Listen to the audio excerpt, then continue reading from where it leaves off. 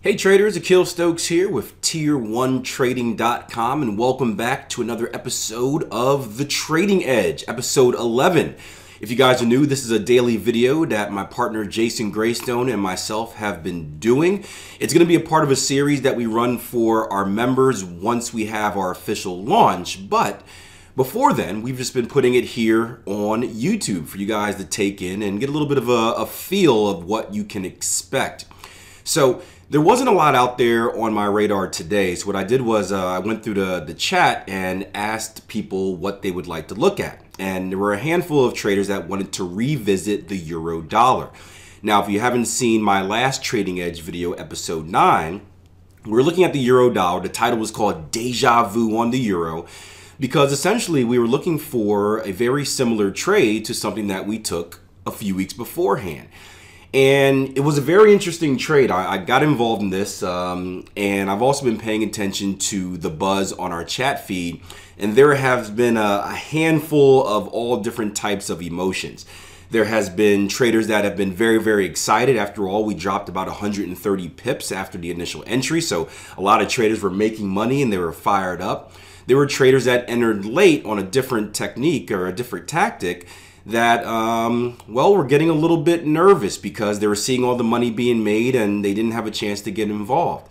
And now, since we've retraced, right, you guys can see it over here in the chart, since we've retraced, there's another handful of emotions as well. There are traders that have seen themselves go into 130 pips of profit and seen it got sucked all the way back up to, what is it right now? Probably sitting at about 60 pips of profit so far.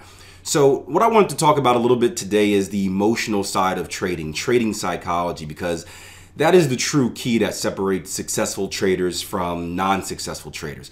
Anybody can learn the skill of trading. It's not that hard to teach you a skill of trading. I can teach you that in probably about 30, 60 days, you'll have it down. The hard part, and the part that really takes time, is working on your trading psychology, mentally being prepared to handle these everyday battles that the market gives us. So let's head over and check out the chart. But first, if you haven't signed up already, guys, make sure you sign up on our new website, www.tier1trading.com. There's a link right below this video. Set up your free membership. Head over to the site and involve yourself on our chat. Again, it's been a great conversation about 24/7 here. I was talking to some of the traders yesterday and I said, I have a feeling that I'm going to get sucked into this like some type of drug and never be able to get off. But set up your free membership, join the chat, and do me a favor. While you're at it, shoot me a friend request, because we all know, right? If Facebook has taught us anything, we all know that a person is judged off the amount of friends he has on social media. And I want to be popular. So shoot me a friend request and of course I'll accept. Now let's head over to the charts. All right, so in front of you is another look at the euro dollar here. And just the recap, you can kind of see my notes are still on the screen. What we were looking at on Wednesday was a double top. We got a beautiful double top right here. This is a beautiful, not quite symmetrical double top, but close enough. But what I really loved here was the fact that the market tried to make one more run at those highs. You can see the wick. If I give myself a little bit more real estate, you can see the wick of the candle really test those highs, test those extremes. And, you know, obviously for a second, it looks like, or for maybe a few hours in this case, it looked as if price were going to break and close above that level and continue higher. However, we were sucked down by the end of the candle, creating a very good bearish sign. This is what I call, it's more of a neutral bullish candle, but I would look at this as being a bearish candle, this green one, despite it being green. And then after that, we have even more confirmation with the lower low, lower close, the engulfing candle here. So a very good close here on the euro dollar. And again, straight away, we went down about 130 pips. And, I got involved at about 122.90s. We went all the way down to about 121.60s, making us very, very happy. And so you're newer trader. Here's a rule of thumb, right? You don't count profit until it's actually in your bank account. So I never look at a trade as being profitable until the trade is closed out. But one of the things we were talking about on the chat as we were trading right here, I said, hey traders, if we can get a break of this 122 even handle, this $1.22 level, that will be a good sign for bearish continuation. And as you can see, we did get that break, right? Making a lot of traders happy. You saw a lot of traders fired up. Yeah, it's going to go lower. It's going to go lower. We're going to make some money. And then lo and behold, wake up this morning. What have we done? Well, we've retraced all the way back up from about 121.80s to about 122.50. So we retraced back up another 70 pips. And this can be very scary to many traders. This is when emotions start to kind of dictate your decisions. And it's really a combo between a trader's emotions and a trader's lack of experience with technical analysis. And that's all going to work together in keeping you sane.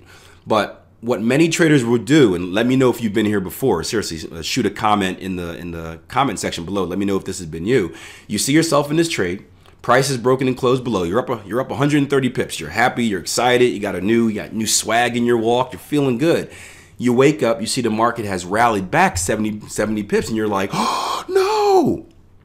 Right? You start to go into panic mode, and now you're thinking, well, I was up 130. I'm still up about 40 pips right now, or 50 pips right now. Maybe I should just push that button and exit because some profit is better than none profit. Some profit is better than no profit. Or maybe you've heard the old saying, which is the most ridiculous saying ever. You can't go broke taking winners. Sure you can.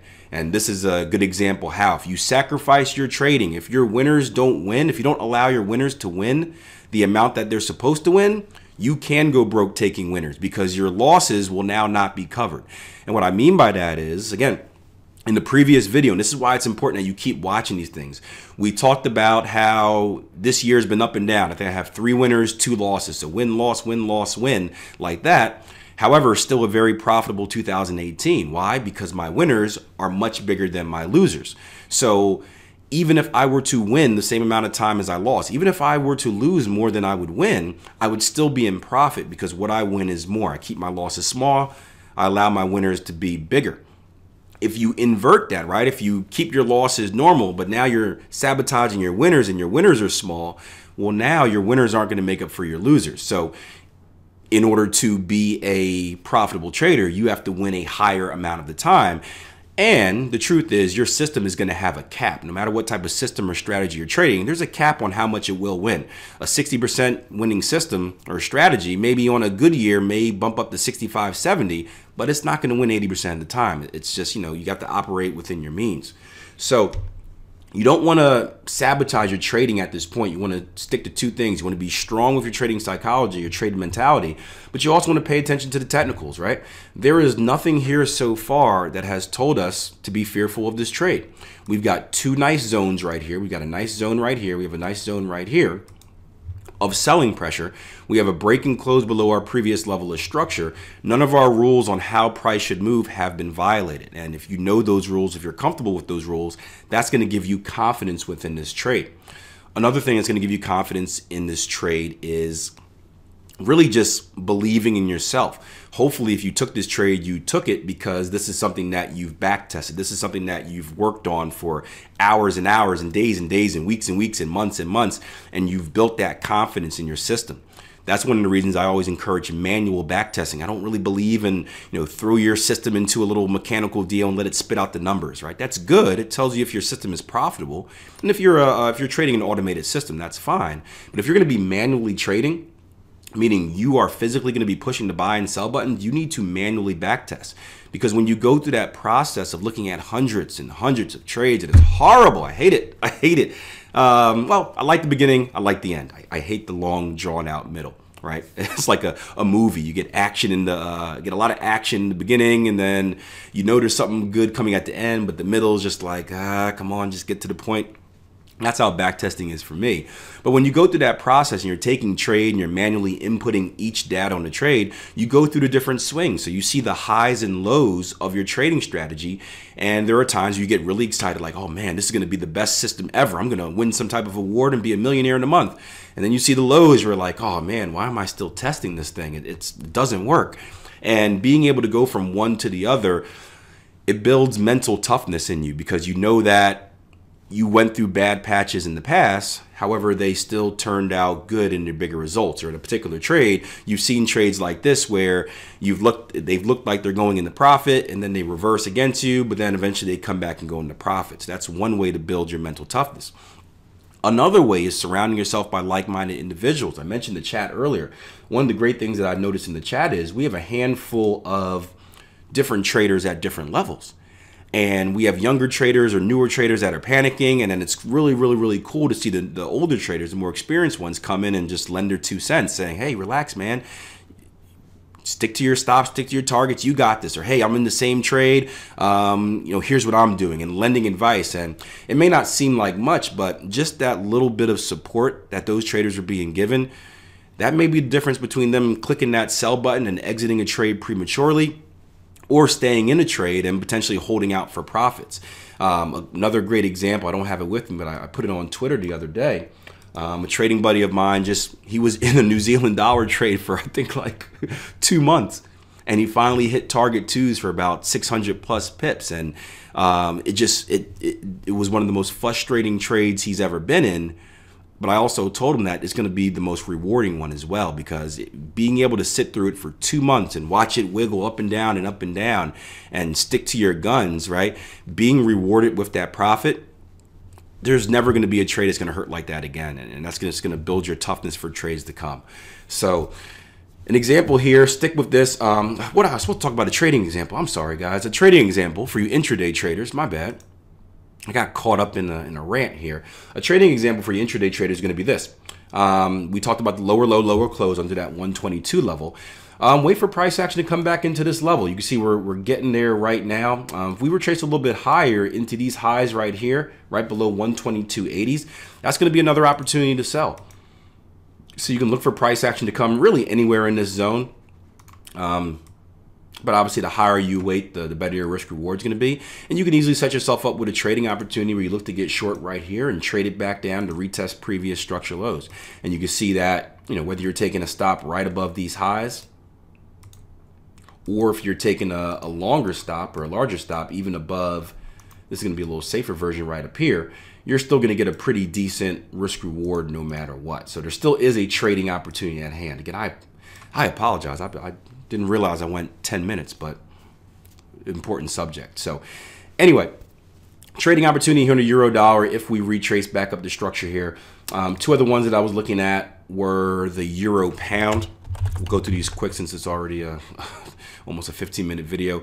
Euro pound on the 4-hour, you can see we're right at previous structure support right here. Not a bad trading opportunity for you structure traders. Another one's going to be the pound yen. This is an interesting one. This is not one that's on my radar, but it was one that a trader in the chat wanted me to bring up. The candle has changed. At the time, this was a higher high, higher close candle. And what it looked like was a no-brainer for a trend continuation trade. So a no-brainer for looking for a retracement and a continuation higher. And you can see that probably a little clearer on the hourly time frame here. You can see the higher high, higher close. We broke out this flag formation or flag pattern here. Broke it to the high side, look for a retest either at this black line or anywhere in between these 2 black lines, and then a chance for the market to go higher. And initially it looks like an awesome trade because you're saying, Akil, well, the market's in the middle of nowhere, right? If I get a stop loss right here and I look for an extension, I'm going to have an 8-to-1 risk reward. Here's what you want to be concerned with. On the weekly, and I remember this trade because this was one that this is one of the bigger trades I took last year. We had a massive breakout here in the pound yen. And we got to this level, and this is where I ended up taking my final profits at, right above this this 151 level, because what concerned me was this area right here,